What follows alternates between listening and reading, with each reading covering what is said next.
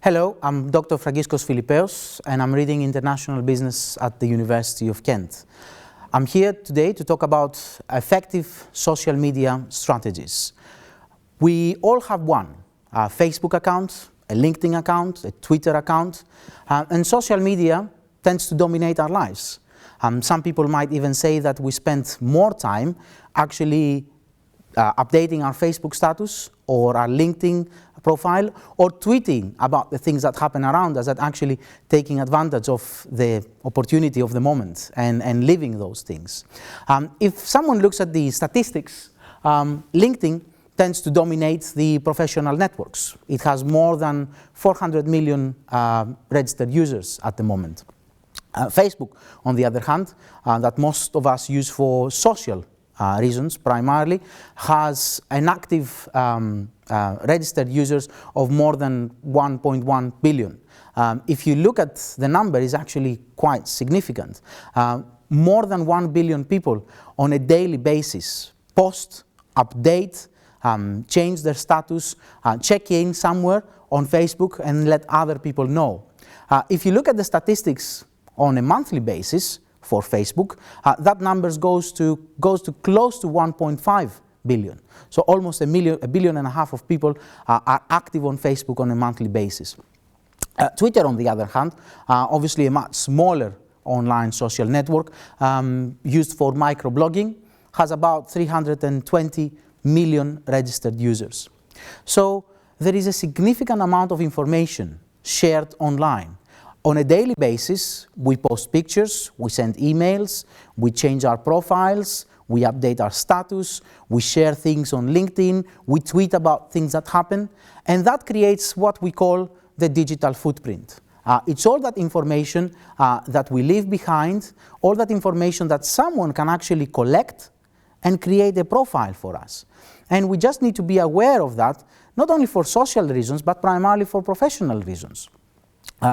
Social media, online social networks are now used by professionals to build their reputation, to actually share connections, to share knowledge, to identify potential business opportunities.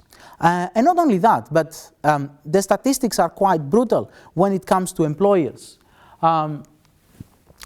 If you look at a recent study conducted by Rappler in 2013, 69 of the organizations that replied to their study actually said that at some point they rejected an applicant for a job because of their online identity, because of something that they posted online, because of something that they put on their Facebook account, because of something that they put on their Twitter account. And if you look at by social network, statistics are even higher. Right now, 76% of the employees are asking of employers are asking their employees to give them access to their Facebook account. The same numbers for LinkedIn and Twitter are obviously smaller, but it's still significant, with LinkedIn about 48% and Twitter about 53%. So at the moment, the way we manage our online profile, the way we manage our online identity is a significant contributor to our job prospects, to what happens in our professional life. And we just need to be very aware of that. So what we did is we wanted to identify how business professionals actually use online social networks, social media, in order to maintain an online presence, in order to share information, in order to identify business opportunities, in order to build networks. And we conducted a study where we surveyed UK universities graduates coming out of MBA programs, and we've selected specifically programs which are accredited by the Association of MBAs in order to have people with significant work experience.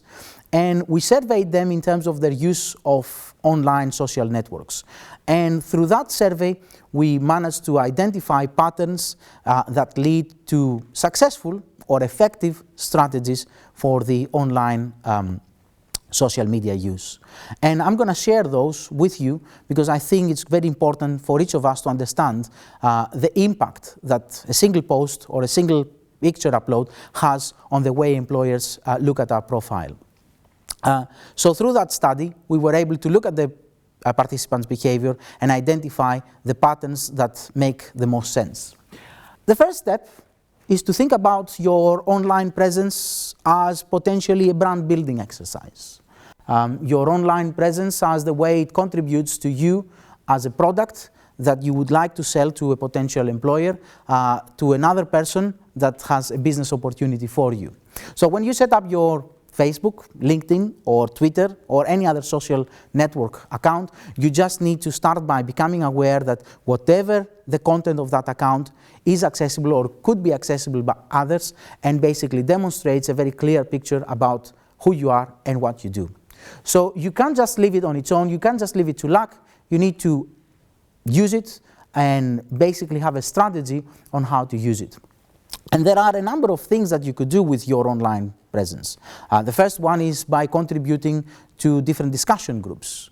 The second thing is by having an online blog that people can actually follow and read. And one of the things that is quite interesting here is that a lot of our participants said, yes, I would like to start a blog, but I don't have enough time. And that's really crucial, because when you start a blog, when you get people following you, you need to actively maintain that blog. Otherwise, it makes no sense. You can't just raise interest around who you are and what you have to share and then stop talking about it, because people will never come back to your blog. And that gives you the opportunity to, of course, become a thought leader in that area of professional network. So all that is too much to happen in a single day. It's too much to say, yeah, from the very beginning, I'm going to start my own blog, I'm going to build my identity, I'm going to have a lot of posts about what I'm doing and developing my professional network. And what we decided to do is we decided to look at it from a time perspective. So we decided to say, okay, let's see what are the potential steps that someone can make in the short term, medium term, and long term. And in the short term, the first thing that you need to do is actually think about your brand and your brand attributes. Think about, in an active way, of who you would like to be online. We have our own character, our own identity in our everyday life, and then by the things we post online, we create that digital footprint and we create a character online. And we need to actively think about what we put and how that contributes to who we want to be to other people that check our profiles online. And in order to do that, we also need to actively maintain our accounts. A lot of the time it's not just what we post online, but depending on your privacy settings in different networks, other people can actually post information about you.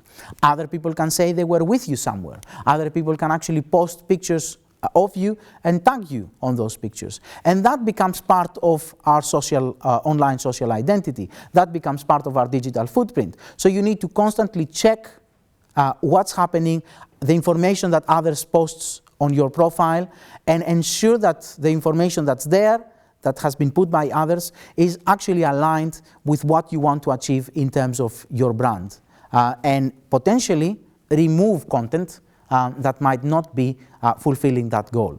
Potentially actually block even people from putting things on your walls or for putting things on your profile if you don't necessarily agree with them. So the first step is actively think about your brand, actively think about who you are, develop your brand attributes, and also actively maintain your profile. And that takes us to the next step, which is the medium level or the medium time strategy. Once you have done all this, once you have actively thought about who you are, you could then start potentially building a positive profile. And by building that positive profile, I mean you could share with others your accolades, you could share your prizes, you could share your significant career achievements. You could then start your own blogs and contribute to discussions in an active way. You can present yourselves as if you are at the edge of your professional network at that point. You could join online professional networks so you can maintain your currency in terms of what is actually happening in your profession. And you could make people believe that you are a very, very good potential employee for them by demonstrating your knowledge and your abilities in terms of your profession. So at the same time of doing that, you still need to maintain that plan, do, check attitude with your online profile, as we said, in the short term. So you're still maintaining all that activity, you're still checking your profile, you're still thinking about your brand, but at the same time you're going to the next step, to the next level, which is basically demonstrating in a proactive way that you have the knowledge, you have the skills, you have the expertise in that particular profession to make you a successful employee in any organization, or help you develop and build business opportunities with others. And once you have done that, which is something that happens in the medium term and takes time to establish trust, takes time to establish that relationship with other people, it takes you up to the long-term, let's say, strategy, which is the 5-year strategy, if I may say so. And that long-term strategy is basically build stronger networks with like-minded people. Identify other individuals who think like you, who have the same skills, the same expertise like you, and you can then build a network with them in a much stronger sense. You could also then take this to the next level, which is taking it offline instead of just online. Start organizing events, start leading events that people contribute and participate from your profession. And who knows, in one of those events, the person that sits next to you might be your next employer, or it might be your next business partner, because they think like you, they basically have the same passion about their profession as you have. And once you have done that, it's also time to start giving back to the online community, and offer mentoring to others. Offer mentoring to more junior people that they're at the beginning of building their own brand, that they're at the beginning of building their own profile. Recently, actually, LinkedIn has established this kind of initiative where more established professionals can offer significant mentoring and significant advice to junior professionals in their network. And I think that's a great initiative because it allows those people to give something back to the online community. And of course, as you do all these things, as you take the building of your online presence to the next level, as you exploit the social capital that you have created throughout stage 1 and stage 2, throughout the first year and up to the 3rd year, you could still, or you should still, maintain your online profile. You should still think about your brand, think about the content that appears on your account, the content that appears on your profile, and actively maintain that. And at that stage, it's also the time that you need to start thinking about your future, your next career move perhaps. Throughout all these events, throughout all that social capital, there are people that can offer you business opportunities. There are potential employers that have been impressed by what you have done online, by your profile. And of course, they would like you to join their organization. So I hope that by these brief tips, I can help you develop an effective strategy for online social media use, and I would like to thank you for your attention.